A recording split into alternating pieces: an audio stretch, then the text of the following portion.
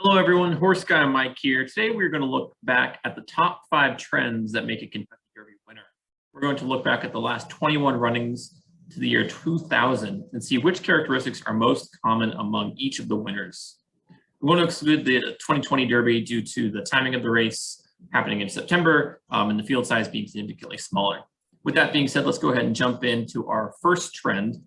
And some of these may seem obvious, but again, we do want to look at these trends compared to the field this year and how that's going to help you pick a winner. And the first trend we're going to look at is the last prep being on dirt.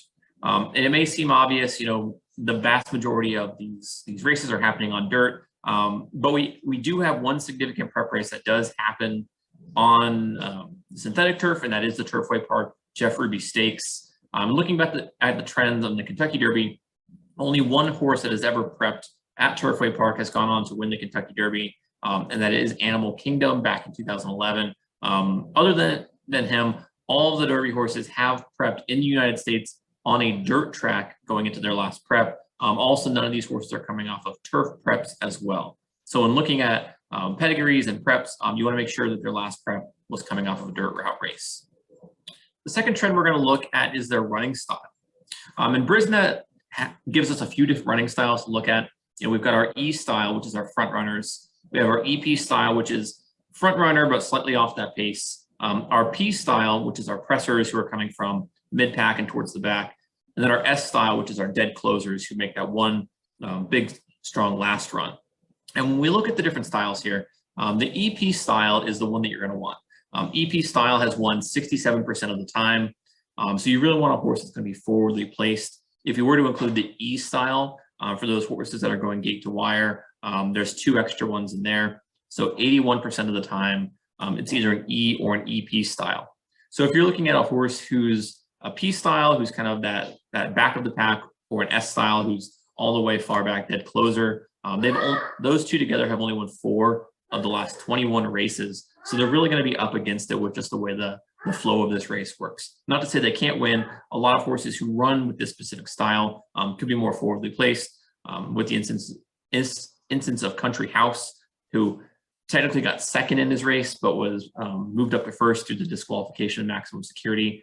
He was either I believe he's a P style, and he was able to be more forwardly placed and break cleanly to get up for second. So it is possible for those horses to be closer to the front, but they're going to need to be closer to the front or make a big move on the turn.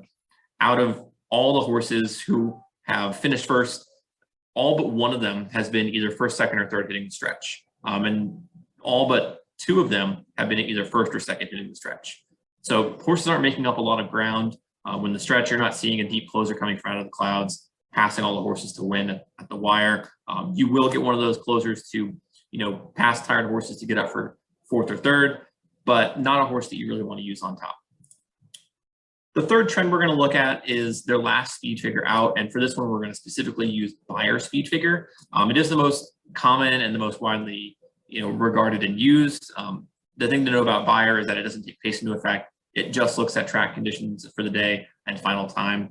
But for this specific trend, we were looking at horses who are coming out of their last prep posting a 95 Beyer or above.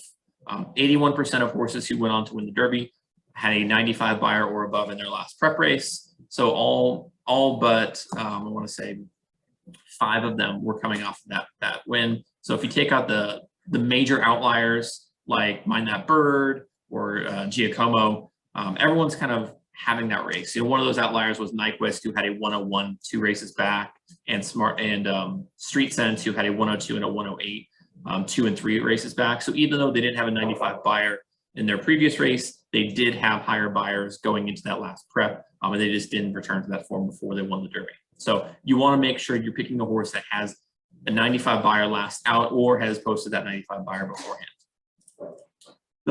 The third or the fourth one that we're going to look at, and this is also very common, it was almost universally accepted before a few years ago, was making sure that this horse ran at 2. There was this, the Curse of Apollo was a long superstition with horses that if you didn't race at 2, you aren't able to win the Derby. Obviously, Justify in 2018 broke that curse, winning all 3 of his prep races in his 3-year-old year and then going on to win the Derby and Triple Crown that year. But for the most part, he's the only horse in 100 years to do that. And so when you're looking at horses now, are you finding a horse that's a Triple Crown quality horse like Justify, who doesn't need to race at 2? Or is this just another circumstance of another, fake contender who's lightly raced, who's not going to be able to go up against it with the big time race here? So making sure that they've raced that 2. And the last trend we want to look at is making sure that in their last prep race before the Derby, they got either first or second. 91% of horses that have won the Derby have placed either first or second in their last race. They hit the exacta. Only 2 horses did not. That was Giacomo and Mind That Bird, as I mentioned. Those are the 2 major outliers for all the data that we're looking at. We can't really judge trends based on 2 outliers. We want to look at, over a large stretch of time, what are the consistent trends we're seeing. So making sure that they were forwardly placed, they got first or second last out, they got a significantly high Beyer speed figure, and they're in good form going into this race. So to recap, those top 5 trends, making sure they raced on dirt and dirt in America as well, 95 Beyer speed figure, EP style or E style if you want to include that as well, making sure they raced that 2, and then making sure they got first or second.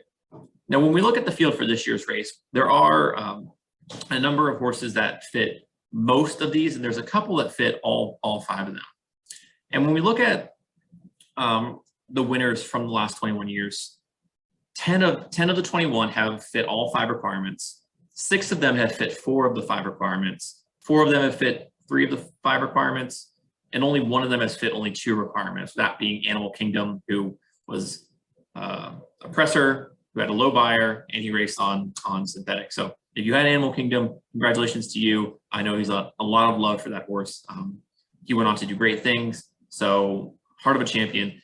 But when you're looking at significant trends, you can't look for a huge outlier like that. So I'm going to share this really quick so you can see what the horses this year are looking like. So looking at this, you can see the top 3 here that fit all 5 of the qualifications are Epicenter, Messier, and White Abarrio. The other 2 right underneath them who have that EP style are Teba and Zozos. Their major knocks are that they did not race at 2.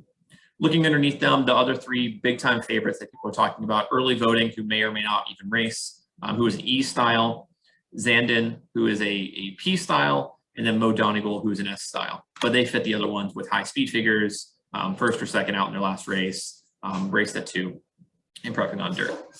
After that, we started to get in the horses with a little bit more knocks on them. Cyberknife, who is all the proper styles, but his last race was not that impressive. I believe he had a 91 or 92 Beyer. After that, you start to get a multiple knock simplification with only a 3 out of 5. Tiz the Bomb, who's the only horse in this field who prepped on synthetic, also has a poor style and also has a poor Beyer speed figure. We also have the 2 Japanese horses who ran in Dubai, who were not able to properly identify here. Crown Pride's more of a mid-pack closer, and Summers Tomorrow is going to be more of a front-runner E style. But since Brisnet does not assign styles to horses racing overseas, we're not properly able to identify that here.